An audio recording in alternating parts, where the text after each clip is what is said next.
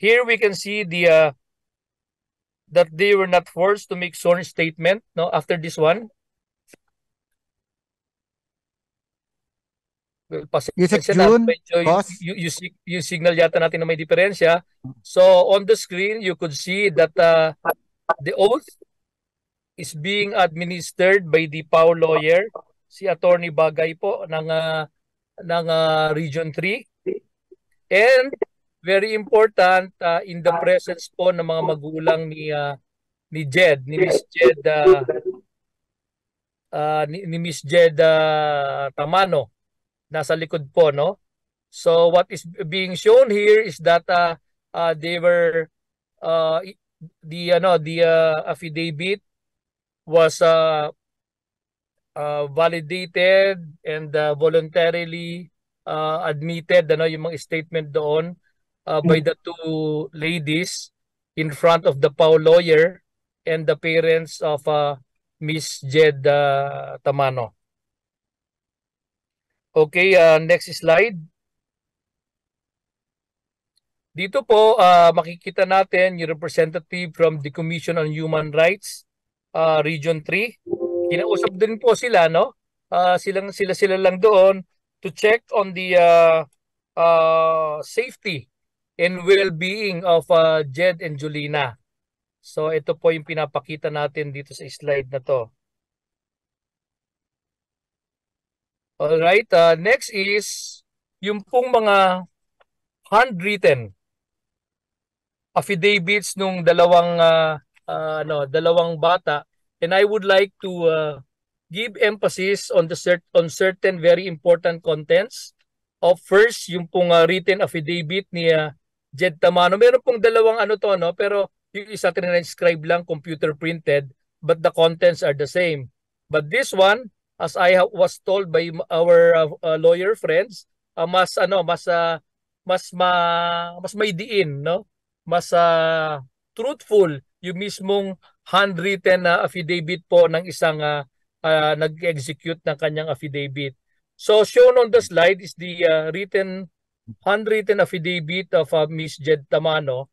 Among the things that she claimed here is full-time na organisador noong huling linggo ng Mayo taong 2023 at miyembro ng Kabataang Makabayan. She also alleged that buwan ng Hulyo ay nagkaroon ako ng kasama na si Jaja. Yung pong alias Jaja turned out to be Miss Junila Castro. So meaning nung Hulyo lang po sila nagkakilala ni Junila Castro. At nabanggit din sa affidavit na yan ay napagpasyahan naming kausapin ang isang masa na kontak ni Jaja sa Pampanga upang sabihin ang aming planong umalis sa kinabibilangang organisasyon at kalaunan ang pagsurrender sa otoridad. At ang mga binigay niyang rason dito ay panganib sa aming seguridad, personal na rason, at binanggit din dito ni Jed na sumusuko ako sa mga otoridad dahil sa banta ng kapahamakan ng ibang grupo na galit sa amin, paghihirap at stress, pangungulila ko sa aking pamilya sa 3 buwan kong pagkilos upang makapagbagong buhay, makapasok ng trabaho, at pagsama sa aking pamilya. Tinitiyak ko na hindi na ako sasama sa mga grupo sa hanay ng CPP, NPA, NDF. Ito po yung kanilang kay Jed, ano? And then kay Julina, salient points sa kanyang sinumpaang salaysay ay binanggit niya na, and I quote, "Hindi totoo ang mga balita na may dumukot sa amin, kundi tumakas kami sa mga dati naming mga kasamahan."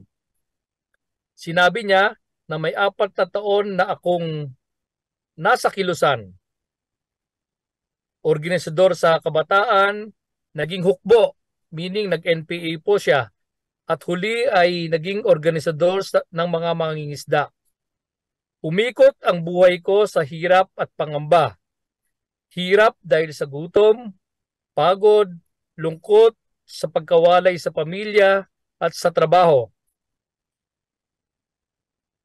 pangamba dahil sa araw-araw na pagtatago, higit pa nga unti-unting lumilitaw sa akin na wala namang patutunguhan ang lahat ng paghihirap na dinanas at dinadanas ko kung magpapatuloy pa ako sa kilusan na pagtanto kong ayoko ng ganitong buhay.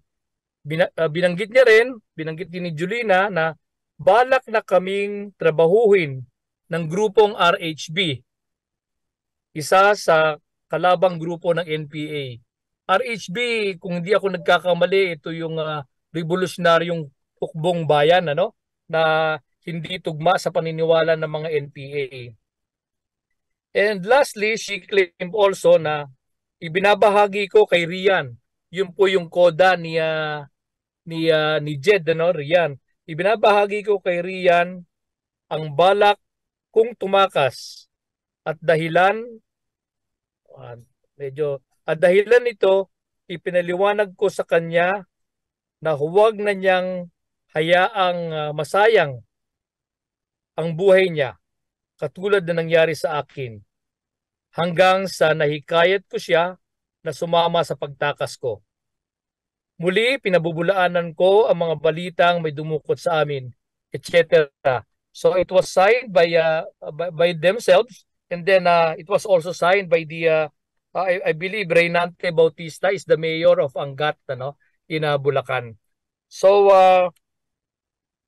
those are the affidavits and those are the things that we have at the moment na nagpapakita po that yung claim nila na under duress yung kanilang pag-execute ng affidavit at yung mga circumstances na nangyari even before the conference, all the commitments na matutulungan yung dalawa were all there,